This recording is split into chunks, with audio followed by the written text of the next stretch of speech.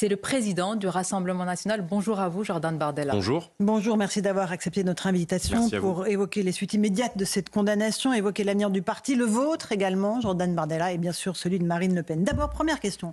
Est-ce que vous considérez comme Marine Le Pen que la sanction prononcée contre elle, je mets à part le jugement sur le fond pour détournement de fonds publics, est une décision politique qui vise à l'empêcher de se présenter? La magistrate a argué du fait qu'il pourrait y avoir un trouble à l'ordre public. Je considère que cette décision est disproportionnée, qu'elle ne s'inscrit pas dans la philosophie de la jurisprudence du Conseil constitutionnel et que s'agissant de ce dossier un peu plus largement dans son ensemble, il s'agit d'une négation pure et simple de l'état de droit, puisque notre droit à un procès équitable a été violé. Je vous rappelle que durant le procès, on avait beaucoup commenté cette phrase de la procureure qui, s'agissant de l'un des dossiers des prévenus, avait indiqué, trahissant sans doute là sa partialité, qu'elle n'avait pas d'éléments pour demander la relaxe, mais que ça lui ferait trop mal de la demander. Et évidemment, le droit au recours qui est violé. Rendez-vous compte que ce lundi 31 mars 2025, des juges ont décidé d'éliminer purement et simplement de la course à la prochaine présidentielle la candidate du Rassemblement national, qui est non seulement la candidate du premier parti de France,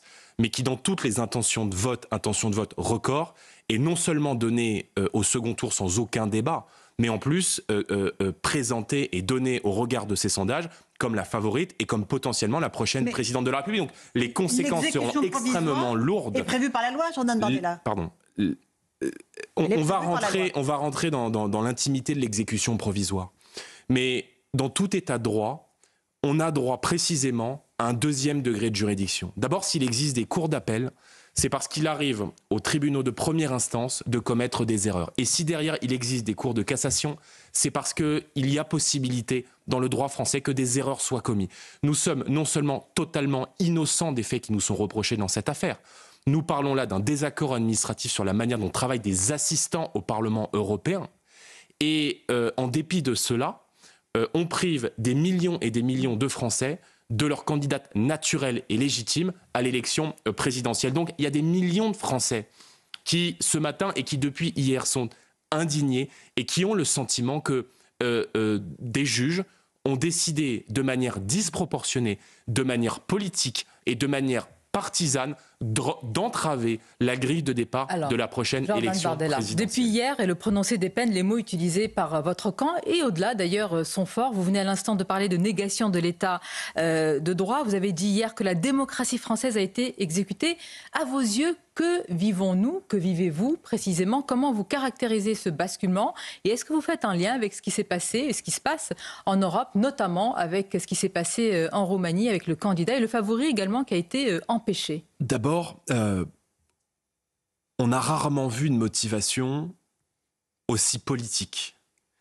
La raison qui est invoquée par le tribunal pour justifier de la mise en œuvre d'une exécution provisoire, quand on met une exécution provisoire, c'est parce qu'on considère qu'il y a potentiellement un risque de récidive ou qu'il y a potentiellement un risque de trouble à l'ordre public.